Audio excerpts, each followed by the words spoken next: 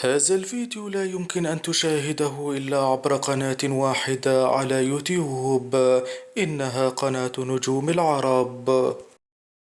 بالطبع لما تتمتع به من جماهيرية واسعة النطاق وتمتلك حب الملايين من الجزائريين، فقد كانت الأخبار التي خرجت منذ أيام قليلة وتتحدث عن خيانة زوجها اللاعب توحى لها، كانت بمثابة الصدمة الكبيرة التي صدمت الملايين من محبي تلك الإعلامية الجزائرية الجميلة أميرة ريا. وعلى الرغم من انتشار الكثير من الأخبار والشائعات التي ترمي في ذلك الاتجاه، وعن رغبة الجمهور في معرفة الحقيقة ومع من خانها زوجها، فقد خرجت بعض الأخبار التي تتحدث عن أن زوج أميرة ريا قد خانها مع ميليسا قتوش. وبالرغم من انتشار تلك الأخبار بسرعة كبيرة على مواقع التواصل الاجتماعي المختلفة، وبدأت تصدقها شريحة كبيرة جدا من الجمهور،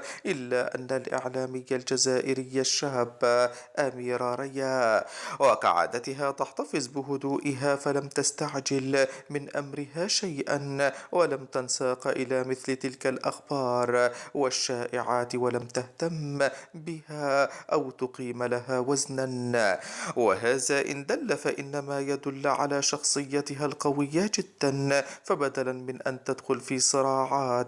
ومعارك داخلية مع هذه أو تلك، وبدلا من أن تصب جام غضبها على ميليسا قتوش أو غيرها ممن انتشرت حولهن تلك الأخبار، فضلت الإعلامية الشابة الجميلة أميرة ريا أن تلقن ميليسا قتوش وغيرها، وأن تلقن مروجي تلك الشائعات والأخبار عن خيانة زوجها درسا قاسيا ومهما جدا، مفاده أن ما حدث حدث وأن الخيانة قد وقعت،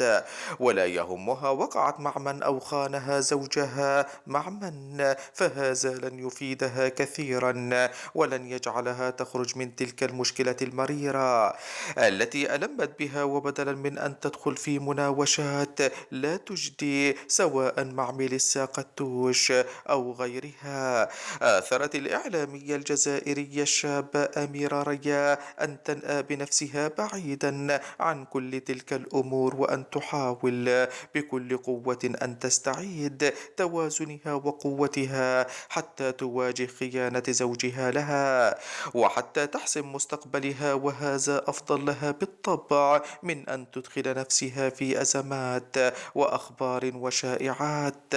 حتما سوف تكثر عنها وعن زوجها خلال الأيام الماضية.